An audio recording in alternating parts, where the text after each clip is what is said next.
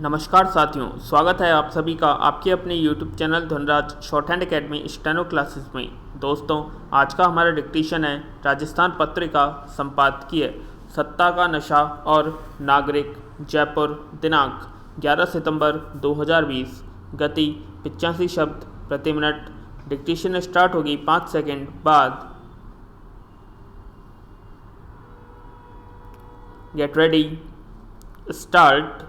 नवोदित अभिनेता सुशांत सिंह की संदिग्ध परिस्थितियों में मौत के बाद उठा विवाद जिस तरीके से आगे बढ़ रहा है और जिस तरफ जा रहा है वह इस बात की तस्दीक करता है कि राष्ट्र राज्य के रूप में हमारा देश दिन बर दिन खोखला होता जा रहा है। मौत किसी की भी यदि संदिग्ध परिस्थितियों में हुई है तो अपराध और दंड प्रक्रिया के निर्धारित पैमाने पर उसे कसा ही जाना चाहिए। पैरा निष्पक्ष जांच से संदेहों को दूर करना सरकार का एक ऐसा काम है जिसे बिना किसी शोर के ही हो जाना चाहिए। सुशांत ही क्यों, यदि अन्य मामलों में दूध का दूध और पानी का पानी अलग होता रहता तो आज सुशांत की मौत को राष्ट्रीय मुद्दा बनाने की ज़रूरत ही नहीं होती। लेकिन हो उल्टा ही रहा है। पुलिस निष्पक्ष जांच नहीं कर पाती क्योंकि ताकतवर तंत्र पर हावी है। न्यायपालिका सबूतों और बयानों से इतर देख नहीं सकती, जिसका फ़ायदा भ्रष्ट तंत्र उठाता रहता है। और अब मीडिया का एक बड़ा हिस्सा भी सूचनाओं को मनोरंजन की तरह परोसकर अपना व्यावसायिक हित साधने में लगा है। यह सब भारत जैसे एक विशाल देश को कमज़ोर करने के लिए काफ़ी है। हमें किसी दुश्मन की ज़रूरत नहीं। पैरा लेकिन सवाल उससे भी बड़ा यह है कि क्या एक नागरिक के रूप में भी हम विफल हो रहे हैं।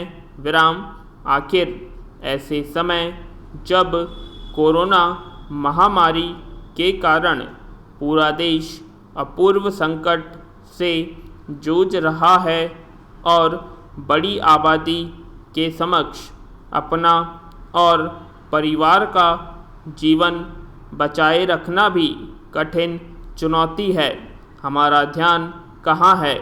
बात शुरू हुई सुशांत की मौत के लिए बॉलीवुड में भाई भतीजावाद के खिलाफ आवाज़ बुलंद करने से, फिर क्षेत्रवादी संकीर्णता के जाल में उलझते हुए यह बात ड्रग्स के अंतर्राष्ट्रीय नेटवर्क तक पहुंच गई।